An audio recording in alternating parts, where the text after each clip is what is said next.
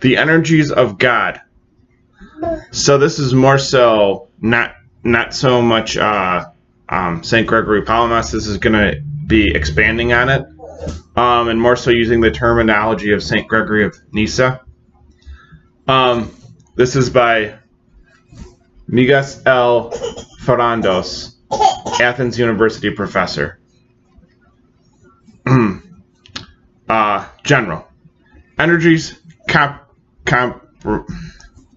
comprise the third difference in God.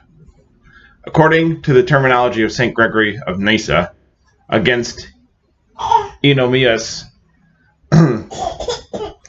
the Orthodox teaching of the energies of God essentially constitutes a reliable evolvement of the New Testament witness regarding the reality of God, who is revealed in Jesus Christ. This God does not manifest himself only as a trinity of hypostases. That is, as Father, Son, and Holy Spirit. He also manifests himself as the one who has the congenital, not acquired fullness of all good things, of power, glory, wisdom, philanthropy, etc. In other words, all the good things that the Son has are the Father's, and everything that the Father has is made visible in the Son. Gregory of Nyssa, against Eunomius. This means that God is not only a triple-hypostasis reality, but that he also has essence and circum-essence, which are essential virtues and distinctive features. God is a reality that exists as well as one that possesses. He is a reality in person who possesses the fullness of life and his bounties, in other words, true life. Gregory of Nyssa, against Eunomius. For just as the Father has life within him, thus he also give the Son to have life within him. John 5:26. As we have already said, God is a reality in person who has life, or is otherwise called essence, and who has the fullness of life, all the good things peripherally related to this essence, that is circum-essence. So what that is saying, that there is an essence to God again.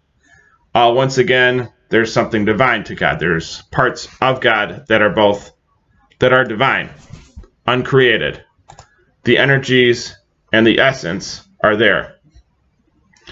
So, therefore, that is giving way to that circum-essence and having the essence related to God. In both God as the uncreated energies and as his Son, both made full man, full God in Jesus Christ, as revealed theology to us in our physical existence. These differences of God that exist within himself are apparent in the Holy Bible. The Bible does not make mention of the three hypostases only, that is, of the Father, the Son, and the Holy Spirit, but also of the multitude of qualities that the divine hypostases have and transmit.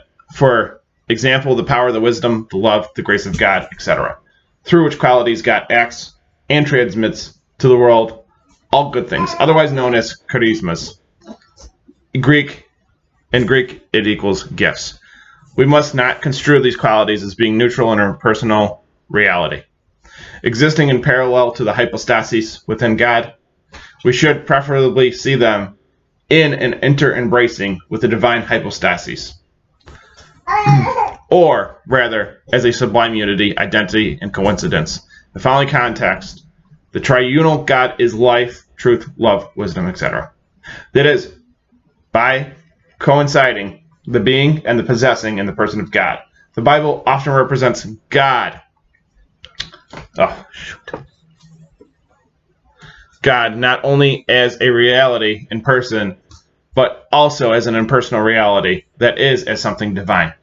thus denoting the grace, the justice, the wisdom, etc., that are manifested upon mankind. Besides, the very Bible itself distinguishes between the divine hypostases and their qualities, something that gives a legal right to have a theology on the qualities of energies of God. Even the theology of the West has not omitted to include chapters on the attributes of God in its dogmatics, which by Orthodox theology, however, are seen as unusual and extremely human-prone portrayals of the triadic God.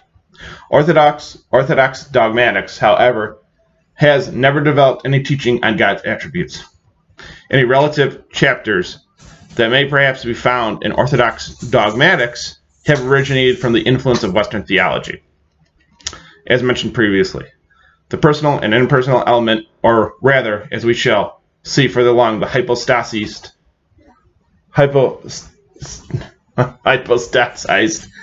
elements are interwoven and interbraced in God in such a way that God at times appears as the one acting within us, Philippians 2:13, and elsewhere as his energy that is potentially acting within me, Colossians 1:29.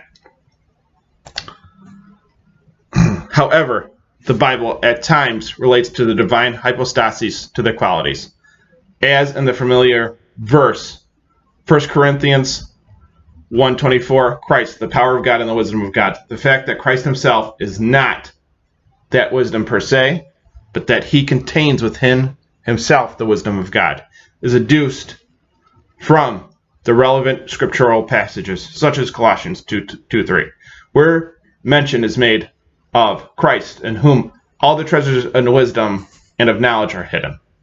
The theology of the first Christian centuries did not preoccupy itself particularly with the matter of the divine energies and their association to the divine hypostases. Instead, it conveyed in its works the relative testimonies of the Bible, more or less without suspecting that a problem existed. Compare with article Energia by E. Fasher in the Reflection in the Relation für Antike und Christentum. It looks like it came in, or it was published in 1962. Formulated teaching on the energies of God did not exist in the theology of the ancient church. Pastor Martin Strom had a different opinion in his article, Die Lehre von der Energie, and it looks like that was published in 1968, and it's called Gottes einen Dogmenschliche Betrachtung in volume of the Pope Kyros the Eighth, from page 63 and onward in that book. So therefore, there is the first part of a two-parter, because why not be long-winded about this? And that is one of those things where it's explaining the energies and the divine hypostases of God and what God represents. Obviously, the first part being the Godhead, and how that represents to us as physical human beings and being in communion with God.